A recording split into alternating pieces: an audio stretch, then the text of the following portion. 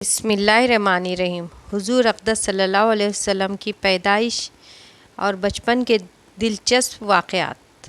دودھ پلانے کا بیان۔ مکے کے معزز لوگوں کا یہ رواج تھا کہ وہ اپنے بچوں کو ماں کی گود میں پلتا دیکھنے کے بجائے صحرا میں رہنے والے قبائلیوں کے پاس بچپن گزارنے کے لیے بھیجتے۔ اس کی وجہ یہ تھی کہ دیہات کی خالص غذا کھا کر بچوں کے عضو اور جسم مضبوط ہوں اور ان کی خالص عربی سیکھ کر وہ بھی اسی فصاحت و بلاغت سے کام کرنے والے بن جائیں۔ اسی وجہ سے اللہ کے آخری نبی صلی اللہ علیہ وسلم کو حضرت حلیمہ سعدیہ رضی اللہ تعالیٰ عنہا کے سپرد کر دیا گیا۔ ان کا تعلق قبیلے بنو سعد سے تھا۔ یہ قبیلہ عربیت اور فصاحت میں اپنا جواب نہیں رکھتا تھا۔ حضرت حلیمہ اپنے قبیلے کی خواتین کے ساتھ مکے میں بچے کو دودھ پلانے پر لینے کے لیے آئی۔ حضرت حلیمہ کی قسمت کا تاج اپنے عروج پر تھا۔ آپ صلی اللہ علیہ وسلم کو 2 سال تک دودھ پلانے کی سعادت حلیمہ سعدیہ کے حصے میں آئی۔ دودھ پلانے کی برکت۔ بعض روایت کے مطابق بی بی حلیمہ کے علاوہ مزید 6 خوش نصیب خواتین نے آقا کریم صلی اللہ علیہ وسلم کو دودھ پلانے کا شرف حاصل کیا۔ ان تمام عورتوں کو دولت ایمان نصیب ہوئی، جبکہ حلیمہ سعدیہ کو دودھ پلانے کی خدمت کا یہ انعام ملا کہ ان کا پورا گھرانہ دولت ایمان سے مالا مال ہو گیا۔ حضرت حلیمہ کے شوہر حضرت حارث بن رضی اللہ تعالیٰ عنہ، صاحبزادے عبداللہ بن حارث اور 2 شہزادیاں انیس بنت حارث اور جدام بنت حارث ہیں۔ جدام بنت حارث ہی شیماء کے نام سے مشہور ہیں، جو اللہ کے آخری نبی صلی اللہ علیہ وسلم کی بڑی رضاعی بہن تھی اور آپ کو گود میں کھلاتی اور لوریاں دیتی تھی۔ بچپن کے واقعات و برکات۔ حضرت حلیمہ سعدیہ رضی اللہ تعالیٰ عنہ اللہ کے آخری نبی صلی اللہ علیہ وسلم کو لینے کے لیے آپ کے مکان عالی شان پر پہنچی تو فرماتی ہیں، میں نے دیکھا کہ آپ سفید رنگ کے کپڑوں میں لپٹے ہوئے ہیں۔ آپ کے پاس سے خوشبوئیں اٹھ رہی ہیں۔ سبز رنگ کا ریشمی کپڑا نیچے بچھا ہوا ہے۔ پیٹ کے بل آرام فرما رہے ہیں۔ میں نے آہستہ سے قریب ہو کر اپنے ہاتھ پر اٹھا کر آپ کے سینے مبارک پر ہاتھ رکھا تو آپ مسکرانے لگے، اپنی سرمئی آنکھیں کھول دیں اور مجھے دیکھنے لگے۔ میں نے محسوس کیا کہ ان آنکھوں سے نور نکل رہا ہے اور آسمان کو چھو رہے ہیں۔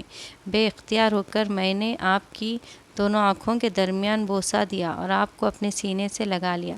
جب آپ صلی اللہ علیہ وسلم دودھ پینے بیٹھتے تو نبوت کی برکتیں ظاہر ہونے لگتی۔ خدا کی شان کہ حضرت حلیمہ رضی اللہ تعالیٰ عنہا کے اس قدر دودھ بڑھ گیا کہ آپ اور آپ کے رضاعی بھائی عبداللہ بن حارث نے خوب پیٹ بھر کر دودھ پیا اور دونوں آرام سے سو گئے۔ آپ کی برکت سے حضرت حلیمہ کی لاغر اونٹنی جو دودھ سے خالی تھی، اس میں بھی خوب دودھ آ گیا۔ حضرت حلیمہ کے شوہر نے اس کا دودھ دوہا اور دونوں نے سیر ہو کر دودھ پی لیا اور رات بڑی آرام و سکون کے ساتھ بسر کی اور رات بھر میٹھی نیند کے مزے لوٹتے رہے۔ جب بیدار ہوئے تو حضرت حلیمہ کے شوہر حارث بن عبداللہ کہنے لگے، حلیمہ تم بڑا ہی بابرکت بچہ لائی ہو۔ حضرت حلیمہ رضی اللہ تعالیٰ عنہا نے کہا کہ واقعی مجھے بھی یہی امید ہے کہ یہ بچہ بڑا بابرکت ہے اور خدا کی رحمت بن کر ہمیں ملا ہے۔ عن قریب ہمارا گھر خیر و برکت سے بھر جائے گا۔ حضرت حلیمہ فرماتی ہے کہ جب ہم رسول اللہ صلی اللہ علیہ وسلم کو لے کر مکہ شریف سے اپنے گاؤں کی طرف روانہ ہوئے تو میرا وہی خچر جو پہلے کمزوری کی وجہ سے قافلے والوں سے پیچھے رہ جاتا تھا، اب اس قدر تیز چلنے لگا کہ کوئی دوسرا سواری اس کا مقابلہ نہ کر سکتا تھا۔ بچپن کی کچھ پیاری عادتیں۔ اللہ کے آخری نبی صلی اللہ علیہ وسلم جب حضرت حلیمہ سعدیہ رضی اللہ تعالیٰ عنہ کے پاس آئے، ان کے جانور بڑھنے لگے، ان کی عزت میں اضافہ ہوا اور خیر و برکت نصیب ہونے لگی۔ جب تک آپ وہاں رہے، بی بی حلیمہ کا گھر خیر و برکت سے بھرا رہا۔ دن بدن ان انعامات اور برکات میں اضافہ ہوتا رہا اور خوشحالی کی زندگی بسر کرنے لگے۔ حضرت حلیمہ رضی اللہ تعالیٰ عنہا فرماتی ہیں، دودھ پینے کی عمر میں آپ کی دیکھ بھال میں مجھے بہت آرام تھا۔ آپ دوسرے بچوں کی طرح نہ چیختے، نہ چلاتے اور نہ روتے۔ 2 ماہ کی عمر میں آپ گھٹنوں کے بل چلنے لگے۔ 3 ماہ کی عمر میں اٹھ کر کھڑے ہونے لگے۔ 4 ماہ کی عمر میں دیوار کے ساتھ ہاتھ لگا کر ہر طرف چلا کرتے۔ 5 ماہ کی عمر میں چلنے پھرنے کی پوری قوت حاصل کر چکے تھے۔ 8 ماہ کی عمر میں یوں کلام فرماتے کہ بات اچھی طرح سمجھ آ جاتی۔ 9 ماہ کی عمر میں فصیح بات کرنا شروع آپ صلی اللہ علیہ وسلم جھولا جھولتے وقت آپ چاند سے بات کرتے اور اپنی انگلی سے جس طرف اشارہ فرماتے چاند اسی طرف جھک جاتا۔ وجود مصطفیٰ صلی اللہ علیہ وسلم کی برکتیں۔ بی بی حلیمہ رضی اللہ تعالیٰ عنہا آپ کی برکتوں کو یوں فرماتی ہیں: میرا قبیلہ بنو سعد قحط میں مبتلا تھا۔ جب میں آپ کو لے کر اپنے قبیلے میں پہنچی تو قحط دور ہو گیا، زمین سرسبز، درخت پھلدار اور جانور موٹے تازے ہو گئے۔ ایک دن میری پڑوسن مجھ سے بولی: اے حلیمہ، تیرا گھر ساری رات روشن رہتا ہے، اس کی کیا وجہ ہے؟ میں نے کہا: یہ روشنی کسی چراغ کی وجہ سے نہیں بلکہ حضرت محمد مصطفیٰ صلی اللہ علیہ وسلم کے نورانی چہرے کی وجہ سے ہے۔ میرے پاس 7 بکریاں تھیں، میں نے آپ کا مبارک ہاتھ ان بکریوں پر پھیرا تو اس کی برکت سے بکریاں اتنا دودھ دینے لگیں کہ ایک دن کا دودھ 40 دن کے لیے کافی ہو جاتا۔ اتنی ہی نہیں، میری بکریوں میں بھی اتنی برکت ہوئی کہ 7 سے 700 ہو گئی۔ قبیلے والے ایک دن مجھ سے یوں بولے: ان کی برکتوں سے ہمیں بھی حصہ دو۔ چنانچہ میں نے ایک تالاب میں آپ کے مبارک پاؤں ڈالے اور قبیلے کی بکریوں کو اس تالاب کا پانی پلایا تو ان بکریوں نے بچے پیدا کیے اور قوم ان کے دودھ سے خوشحال و مالدار ہو گئی۔ آپ صلی اللہ علیہ وسلم کو لڑکے کھیلنے کے لیے بلاتے تو ارشاد فرماتے: مجھے کھیلنے کے لیے پیدا نہیں کیا گیا۔